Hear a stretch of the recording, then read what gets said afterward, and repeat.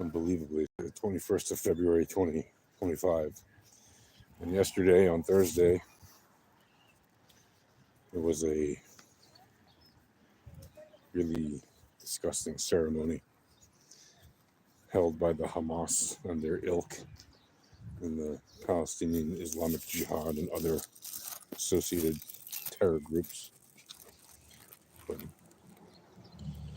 And in that ceremony, they brought 4 coffins onto a stage while there were hundreds, if not thousands, of people gathered to celebrate. Literally, people sitting around smoking shisha pipes, celebrating and playing celebratory music as they celebrated the 4 coffins of the Israelis that they had taken hostages and murdered in captivity. And the 4 coffins were supposed to contain the bodies of the members of the Bibas family that were still in captivity, the baby and his little brother, well, his big brother, but they were little kids, right? Kfir and Ariel, and their mother Shiri, and then a man who spent his entire life living on a kibbutz that he helped co-found near the Gaza Strip, and spent his entire life working as a extreme left-wing activist and peacenik who did everything he could to build bridges of peace with the very same people that would end up kidnapping him and murdering him in captivity. Oded Lifshitz, whose wife was released in the November 2023 exchange or whatever temporary ceasefire that happened at the time. But him they kept in captivity and murdered him, apparently.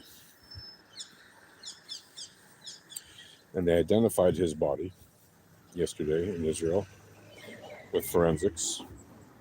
And then they identified Kfir and Ariel, the little Bibas brothers, literally a baby and a toddler. And they found that the baby was murdered when he was 10 months old, and his brother when he was still 4 years old. So literally, like within a month of their captivity, they were brutally murdered. In captivity, not some bomb that blew up next to a building that they were inside in the middle of a war while their enemies had told them, hey, get out or you might get hurt. No, nothing like that. No. They were murdered in captivity by the monsters of Hamas and the Islamic Jihad and whoever was actually holding them, which we don't know. We know they were captured not by Hamas. It's on video. They were captured by random Palestinians from Gaza, what you would call Palestinian civilians. So there goes the whole myth that the average Palestinian in Gaza does not support terror. Bullshit. The average Palestinian in Gaza definitely supports terror. There are obviously some that don't.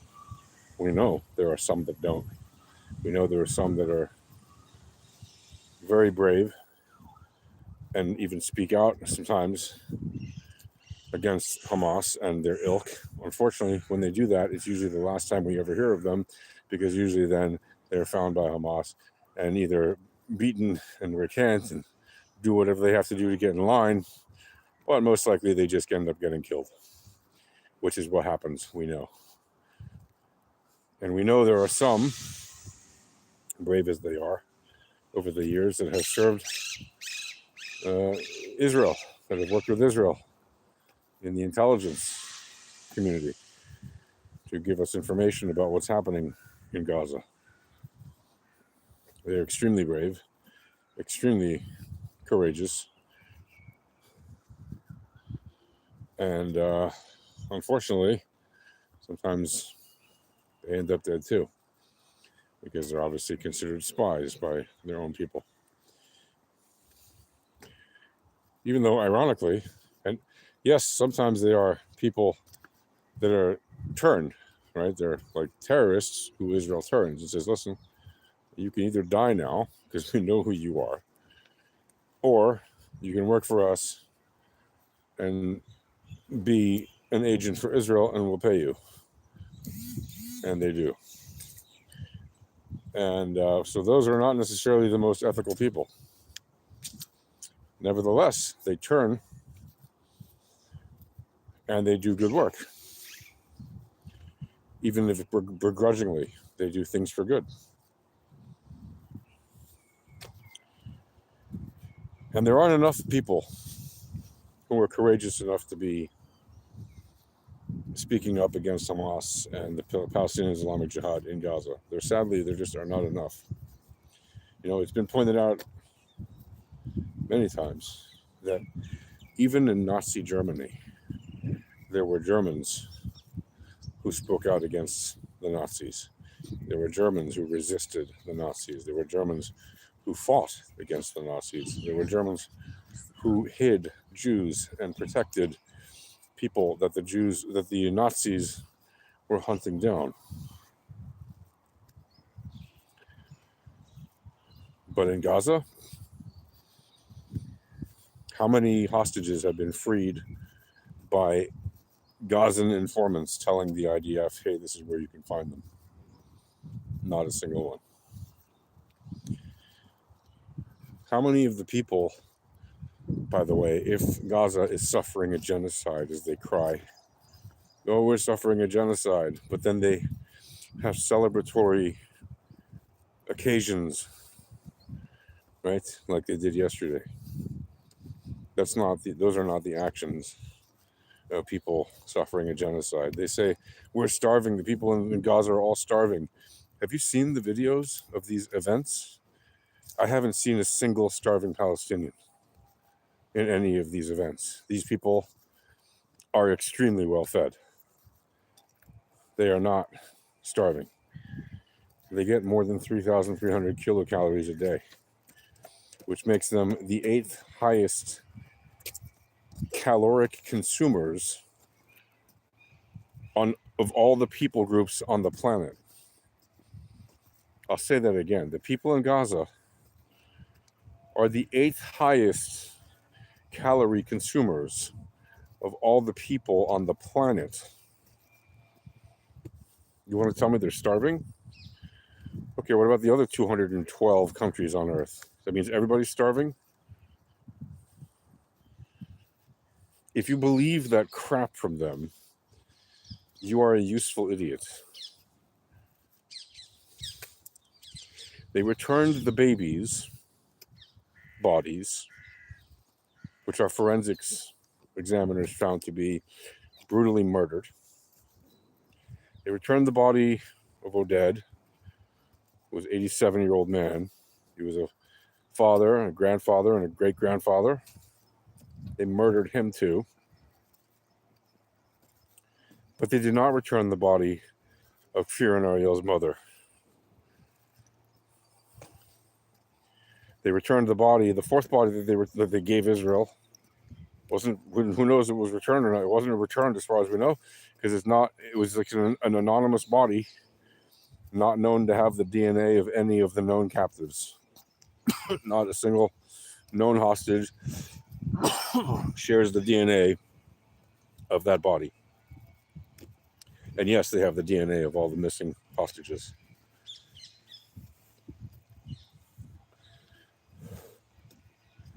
These monsters said they would return the mother yesterday. But we don't know if she's alive or dead. It could be they just murdered the babies and are keeping the mother alive. We don't know. We don't know the condition of the children's death. We don't, I mean, the forensics experts for sure know more than they've released publicly, and I don't think the public needs to know necessarily. That's private information for the family. Hey, how's it going?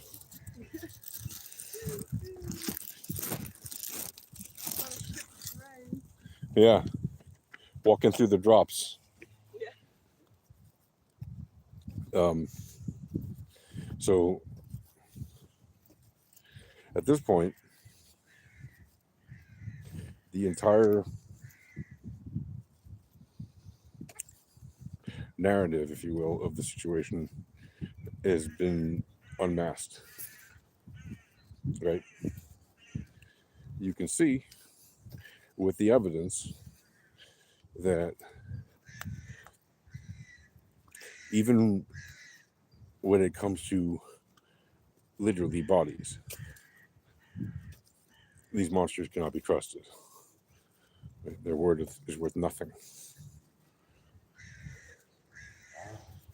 And they expect people to believe they're acting in good faith. I'll tell you what else they did yesterday. Not in good faith. They gave the coffins back with locks on them, and they gave the keys back with those coffins and locks. And then it turned out they gave the wrong set of keys, so they couldn't open the locks with them. You gonna tell me that wasn't on purpose? That was definitely on purpose.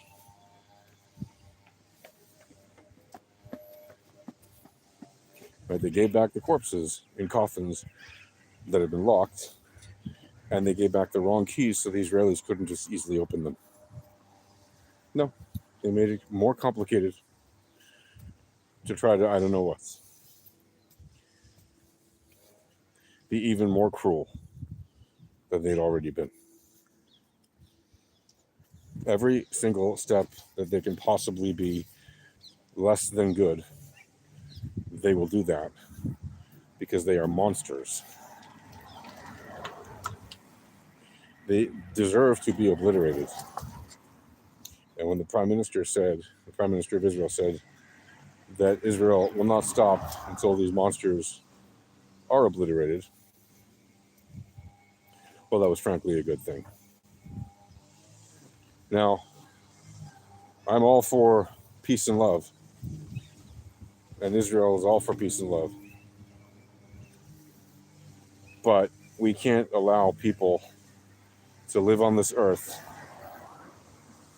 who murder babies on purpose, not by accident through the tragedy of war, but on purpose. They murder babies in captivity.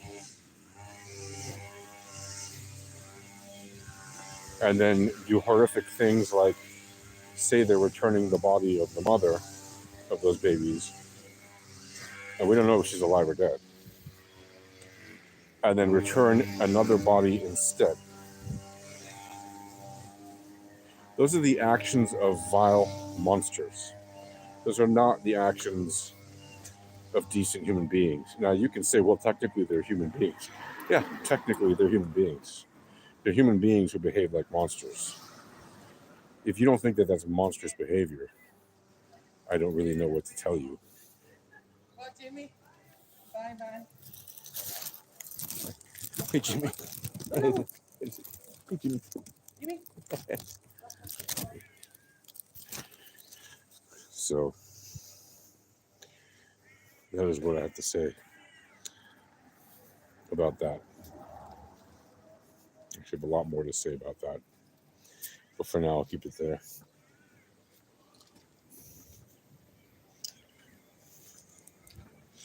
It's really horrific what they've done. And it really should end. And these disgusting monsters, because again, that is what they are. These disgusting monsters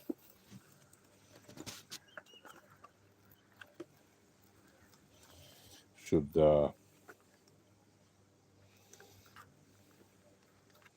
cease to be. I mean, there's no, I hate to put it that way, but there is no room on the planet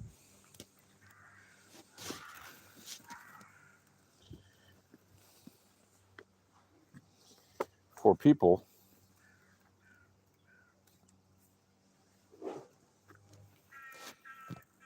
who think it's okay to kidnap babies and toddlers. And there is no room on the planet for people who think it's okay to then harm them in captivity.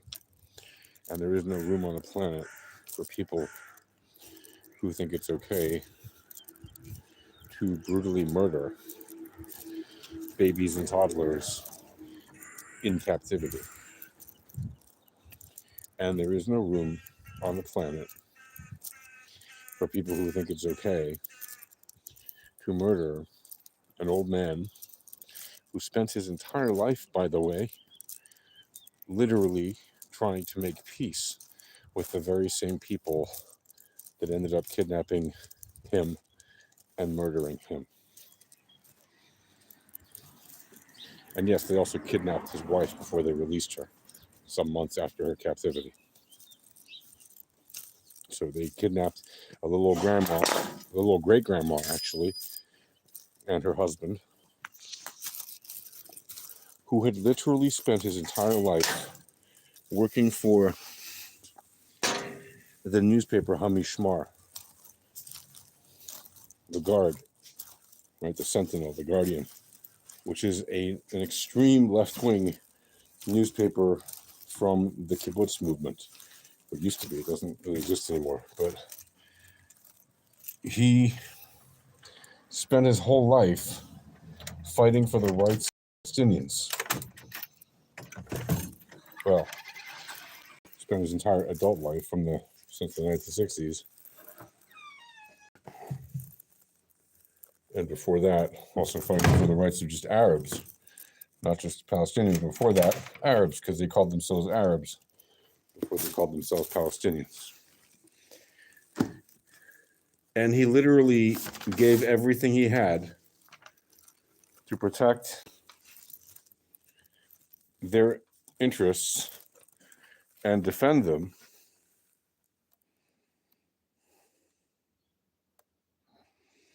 And that's the thanks he got. He was murdered by the very people that he tried to help.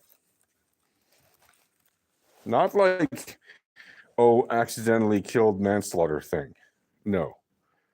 They captured him. They knew who he was.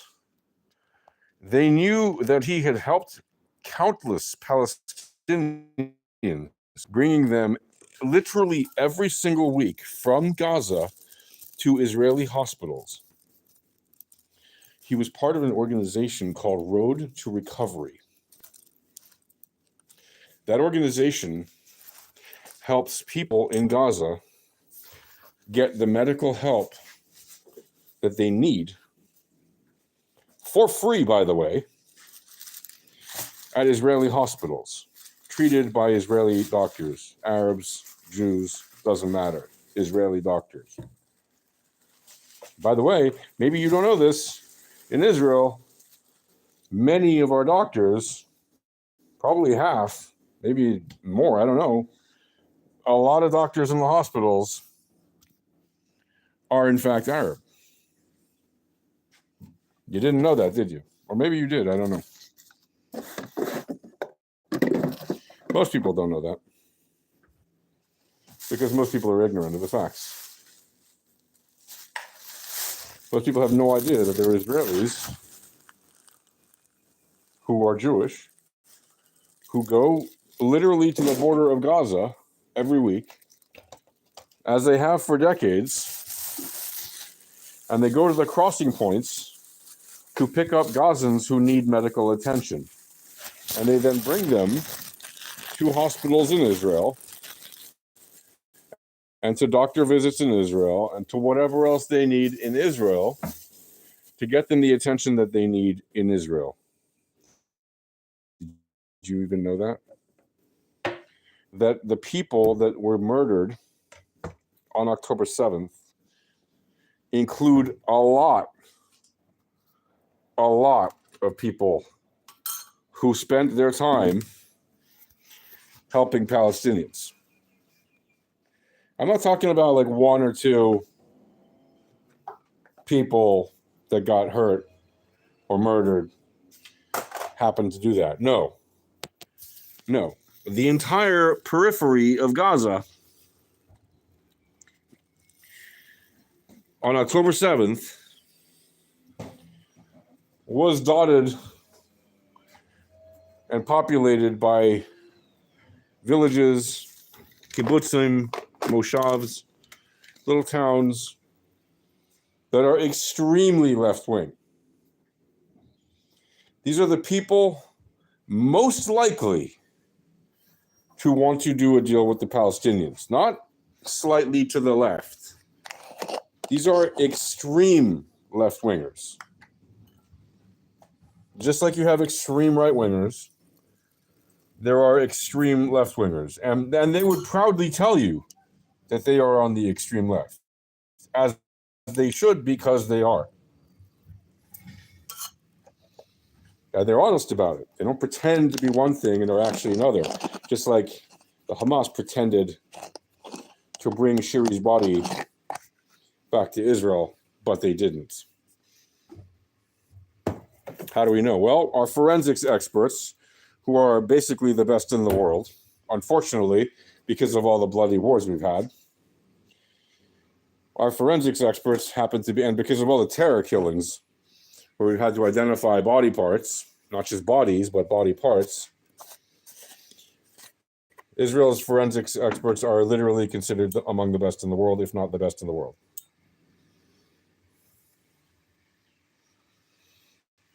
If you didn't know that, well, now you know.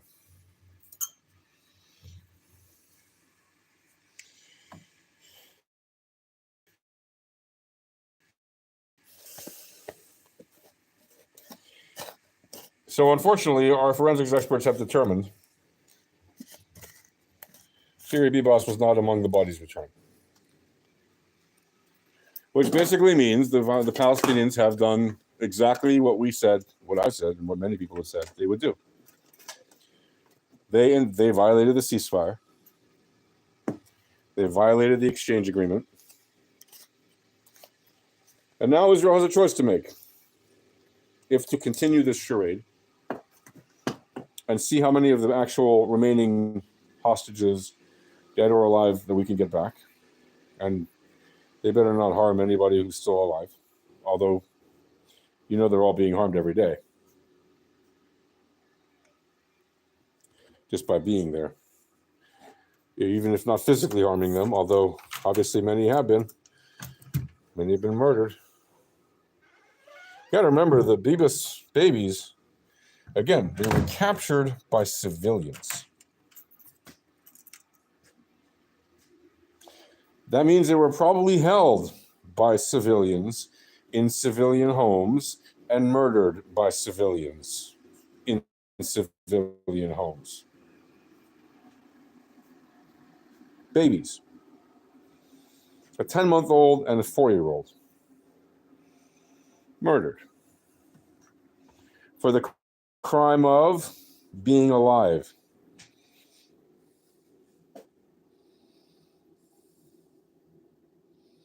What was their crime? They were Israeli? They were Jewish? What? That's a crime? If that's a crime, then the people that say it's a crime are literally Nazis. And the people that support killing babies and toddlers that are held in captivity, they're literally Nazis.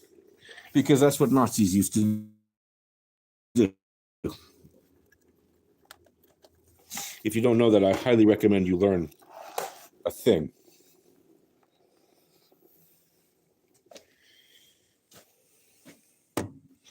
It's a damn shame that many people do not know the facts of history, current or past. And so when I say these people are literally Nazis, I am not throwing around that word lightly.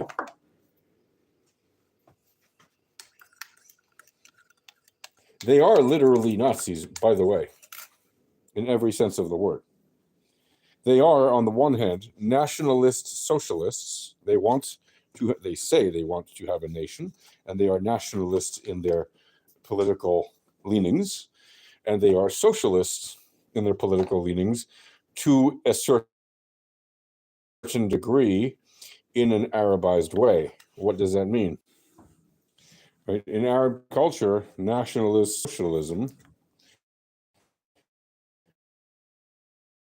Nazism, right, is the very ideology they espouse and that they practice. To them, socialism isn't like socialism to you or maybe anybody you might know. It is not the same kind of socialism that exists in the West. Not even close. And arguably there is no real socialism in the West, but it is not even the kind of socialism that you might argue existed in the Soviet Union. No, it's not like that. It is far more brutal. Imagine 1984 on steroids. That's the kind of socialism they have. Top down, everybody is the same, and you are all nothing except for the leader and his minions who are authorized to destroy all of you. And oh, by the way, if any of the minion stuff's out of the line, they're also nothing, and they will also be slaughtered. That's socialism in the Arab world. That literally is socialism, and that's nationalist socialism. That is Nazism, and that is what even the Hamas are. And people will say, well, they're Islamists. Yes, they are Islamists. They're Islamo-fascists. They're Islamo-Nazis.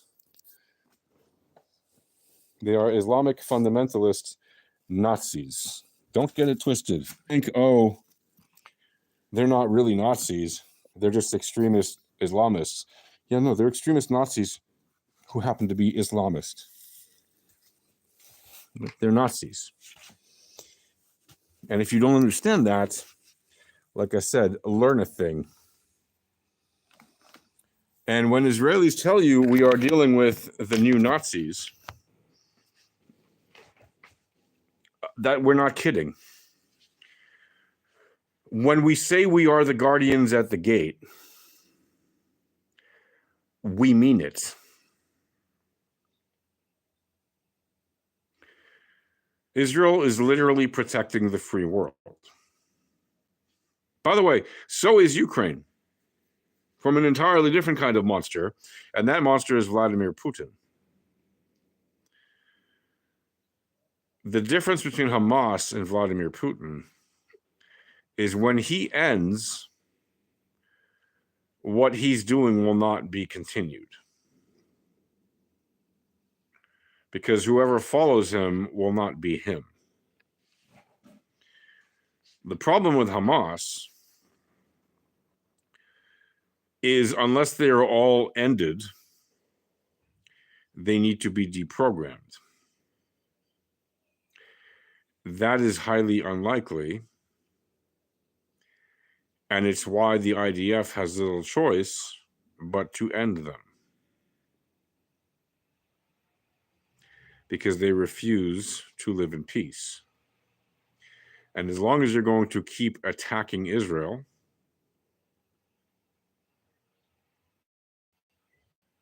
well, Israel has the right to defend itself.